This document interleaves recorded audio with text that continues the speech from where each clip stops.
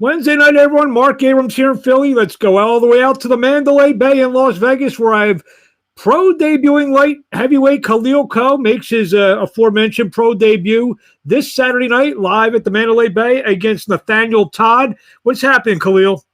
How you doing, man? Thank you for having me up here, man. It's our honor. So we're a few days away from that pro debut. I'm sure Yes, sir.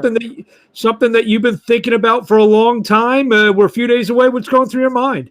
It's a lot of mixed feelings, anxious, nervous, excited, it's a lot of different feelings, I've been waiting on this day for a long time. I just want to make sure I do what I'm supposed to do and what I train to do, and give the people what they looking for.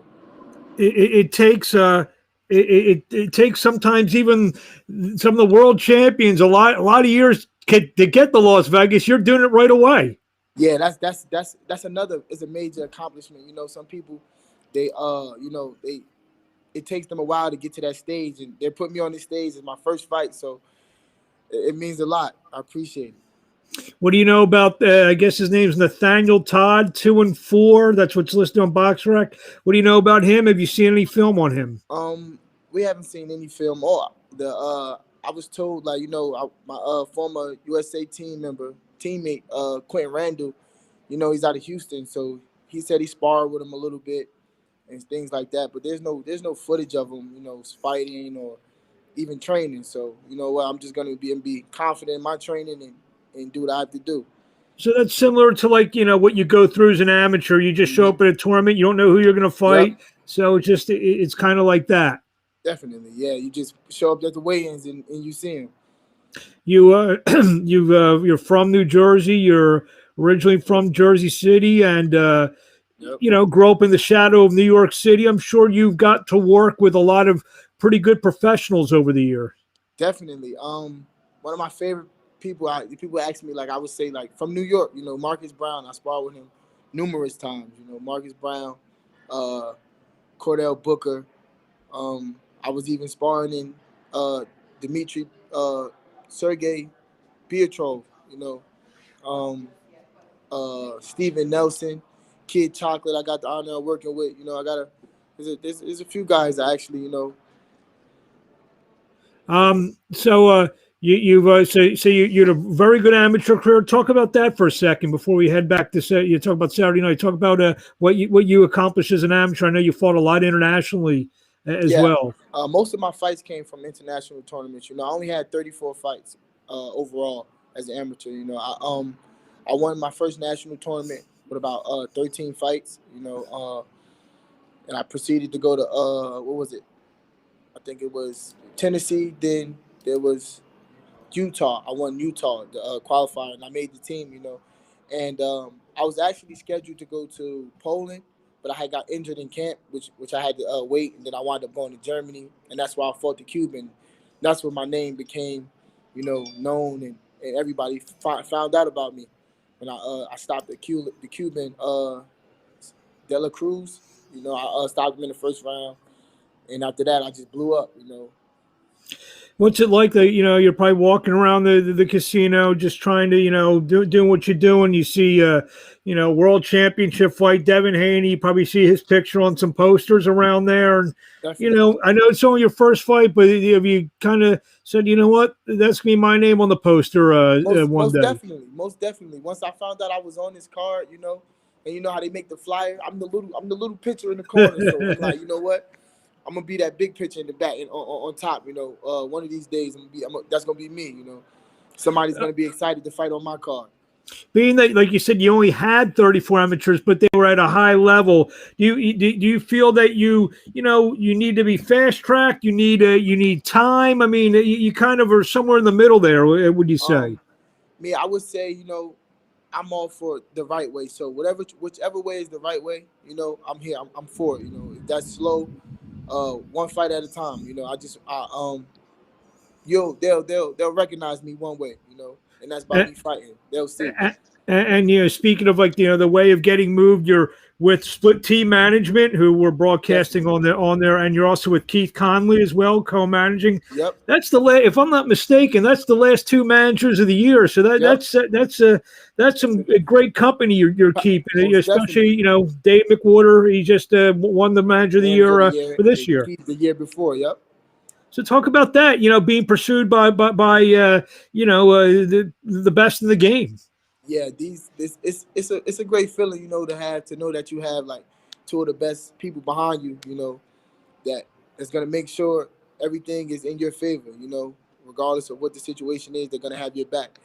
And like if people ask me all the time, like, how did you I said, bro, I don't even know, It's just they like me. you know. And then after getting the management deal, Matchroom Boxing, they're putting on a lot of big fights, and you probably could see yourself on a Canelo card or a Golovkin card or Definitely. Anthony Joshua card. You could be appearing on some of those kind of cards real soon.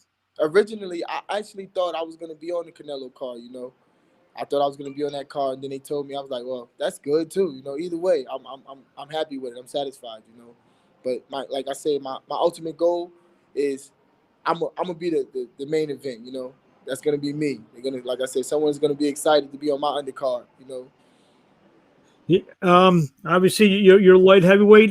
Light heavyweight it's a pretty good division these days with some of Joe Smith, who's a New Yorker, who's a light Yep. heavyweight champion. Better be of some of those guys. I know that's a little bit away, but when you see them fight, or you say, hey, you know what, next couple of years it could be me in there. Hey, listen.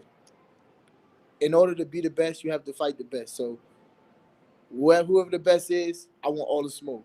So that's how we say it. I want all the smoke. I want to fight the best. That's the only way I'm going to prove to myself. That I deserve to be here. You're making your pro debut, so obviously a lot of people probably haven't seen you fight. Describe how does Khalil Coe fight? What's his style? Um, I'm a boxer. I like to I use my legs. More like I said, my favorite fighter is Sugar Ray Leonard. I like to move around, be elusive and things like that. But it's unexpected. My power is really, people don't really know. Well, some people know now, but that's the game changer. Like, I can box, I can punch. So you never know what type of fight I'm gonna bring to you. I might walk you down, or I might just box you. Everyone it sounds like everyone's hitting you up now. Yeah, you hear it, Everyone, right? yeah, Yeah. I hear it. People looking for tickets. Is that what's going on? Oh man, I've been. Hey, I need a ticket here. Where's the hotel? Can I come? Nah, it's crazy. You look. I guess you're looking forward to. I know not looking past Saturday, but fighting on the East Coast, fighting at Barclays or Madison Square Garden, or Definitely, the that's home. That's home. or maybe the Rock in Newark. That's close Uh-huh. to home as well. You cherish and looking forward to that day when you all appear on a show there. Definitely. I had the honor of going to my friends. Well, Shakur Stevenson's. He was fighting. He fought in Newark. And I was there in that home feeling. There's nothing that can beat that. No matter I was what stage it is, when you have the people, the support of your family, your friends, the people you grew up with, in the stores that you used to go to as a kid, everyone coming out to support you. It's a different feeling. I remember that night well, and I know my good friend Vito Molnicki Jr. made his pro debut, Yes, and yes, he got the there are a lot stoppage. Yes. there are a lot of people there, and looked around the stands, say, what, one day they're going to be here for me. Definitely. Yep. I remember actually I was talking to little Vito, and I was telling him like I'm next, man. I'm right behind you. I remember telling him, I'm like, I'm right behind you. After he got the knockout, like that, it's crazy how time flies. I have a picture of me and Vito. He was just up to my waist, and now we're the same size. It's crazy. Time flies. So, what do you want to say to the fans before we see you this Saturday night live at the Mandalay Bay, taking on Nathaniel Todd, Khalil Coe, your pro debut? Tell the fans Def- out there, just give them one last word. Listen, just tune in, and I'm gonna show y'all. I'm gonna put on a hell of a performance. I'm gonna give y'all what y'all been waiting on. I'm gonna show y'all what boxing is about. And where do we find you on social media? You can follow me on Instagram at Khalil Coe _ and on Twitter at Khalil Coe and the number one. There you have it. You active on the social media? Most definitely. There you go. So we'll be able to see some pictures from Saturday night. So maybe you get some good shots. Highlights. There you go. So that's a good follow, Khalil Coe. Thank you for a few minutes of your time. We wish you best of luck, and we'll talk to you along the way.